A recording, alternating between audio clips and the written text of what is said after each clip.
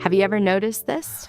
The person who laughs a little too much, a little too quickly, a little too easily, the one who turns almost everything into a joke, even when the situation clearly doesn't call for it. At first, it just looks like personality, like they're fun, easygoing, positive. But the more you pay attention, the more something feels slightly off.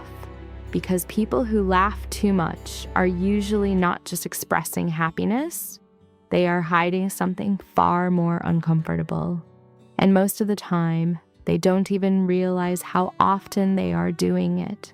If you're already starting to recognize these patterns in people around you, slow down for a second and just observe it without trying to label it immediately. Because once you really see it, you can't easily unsee it.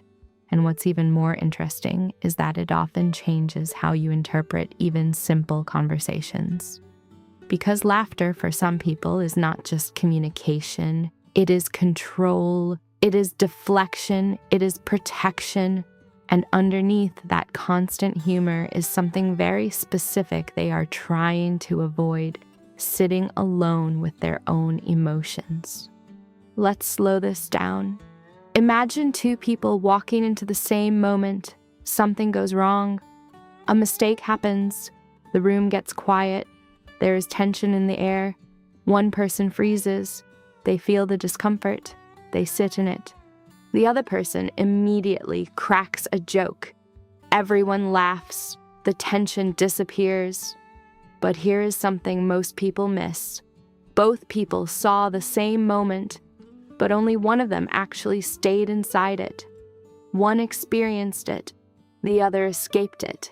And if you've ever noticed that your first instinct in uncomfortable silence is to fill it with something, that's already part of this pattern, because that escape didn't start randomly.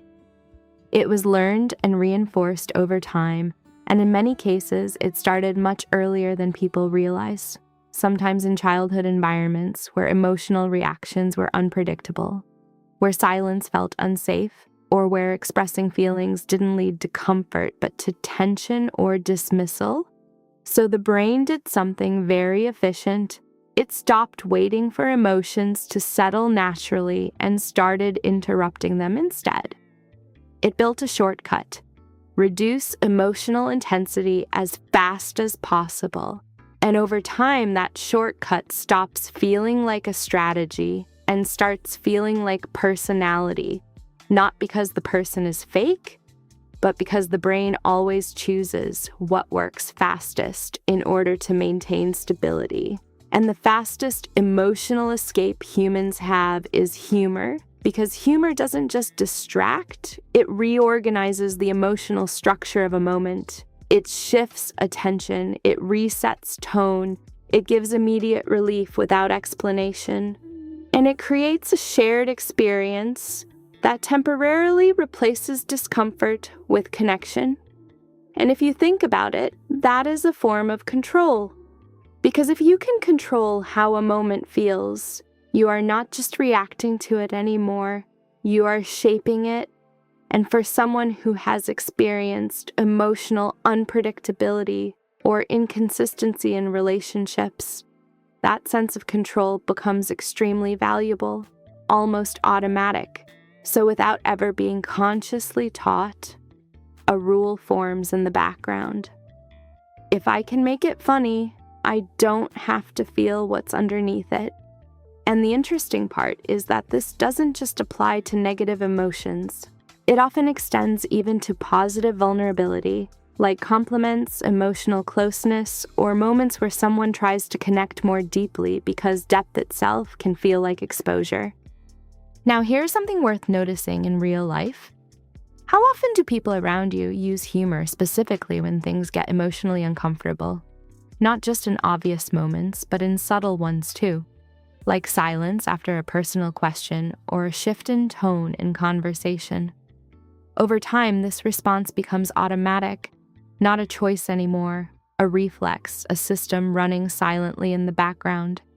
Any moment that contains discomfort gets converted instantly. Serious tone becomes humor. emotional silence gets filled, vulnerability gets redirected. And from the outside, it works extremely well.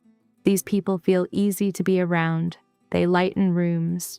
They reduce tension. They keep conversations moving. They are often seen as socially intelligent, charismatic, emotionally smooth, and even emotionally safe in a social sense. But internally, something very different is happening, because while everyone else is reacting to what is happening, they are reacting to what might happen next, constantly adjusting before anything even fully forms. And this is where something subtle becomes visible if you pay attention long enough. Psychology calls it hypervigilance, but in real life, it doesn't feel like a concept. It feels like background processing that never shuts off, constant scanning, constant interpretation, constant prediction, as if the mind is always one step ahead of the present moment. They are not just in conversations, they are monitoring them. Tone shifts, micro pauses, facial expressions, energy changes that others don't consciously register, and even small shifts in pacing or silence can feel meaningful to them in a way others don't experience. And once you start seeing this pattern in real life, it becomes hard to ignore, because what looks like effortless social skill is often constant internal processing. Before others even realize something has changed, they already feel it, and they respond first, usually with humor, because humor prevents emotional escalation before it fully forms. But here's the hidden cost. When you spend years managing emotional environments instead of directly experiencing them, you become extremely functional externally but slightly disconnected internally, because emotional honesty requires stillness. And stillness is exactly what the system was built to avoid. Over time, this also changes how relationships feel, because even in safe connections, there is a subtle background awareness of control, timing, and emotional pacing, as if part of the mind is always evaluating what can safely be expressed and what should be softened. So when someone asks a simple question like, "Are you okay?" there is often a micro delay, not confusion, not ignorance, but internal sorting. Which version of the truth is safe in this moment? And almost always the answer defaults to something lighter. I'm good. I'm fine. A small smile, a joke, a change of subject. Not because of intentional dishonesty, but because full emotional truth often feels heavier than the moment can hold without disrupting it. And this is important. Over time, this creates a very specific type of person. Highly reliable externally, emotionally stable on the surface, the one people depend on, the one who shows up when things go wrong, the one who doesn't fall apart when others do. But internally, they are rarely receiving the same level of emotional support they give, because needing others feels unpredictable, unstable, and sometimes even unfamiliar. So independence becomes default, not as personality, but as safety mechanism that runs automatically in the background. And here is the contradiction that forms. They want closeness, but they regulate it. They want depth, but they control exposure. So they exist in a middle state, close enough to connect, far enough to stay protected. And if you've ever felt like someone is emotionally present, but not fully emotionally reachable, that is often what you are sensing, a kind of controlled proximity rather than full openness. But here's something even deeper. These people are not emotionally shallow. They are often extremely emotionally detailed. They notice subtle shifts in tone. They pick up subtext. Others miss. They understand people quickly, but instead of expressing it directly, they convert it into humor, observation, and analysis, because direct emotional expression feels too exposed, too permanent, too vulnerable. So instead of "this hurt me," it becomes a joke. Instead of I feel overwhelmed, it becomes lightness. Instead of I need support, it becomes silence or topic change. And over time, emotional life shifts from expression to translation, where everything passes through filters before it reaches the surface. But emotions don't disappear just because they are filtered. They stay unprocessed, delayed, stored, and over time, silence becomes more intense internally, not because it is empty, but because it is no longer controlled. It allows everything postponed to rise again. And that's why stillness can feel uncomfortable for some people, not externally, but internally. Because when nothing is happening, the system has nothing left to manage. So they stay in motion. Conversation, humor, activity, anything that keeps emotional depth from fully surfacing. And eventually emotions begin arriving late, first as thoughts, then as feelings, creating a delay between experience and awareness of experience. And that delay creates a subtle disconnection. Not numbness, not emptiness, but timing mismatch between what happens and what is actually felt.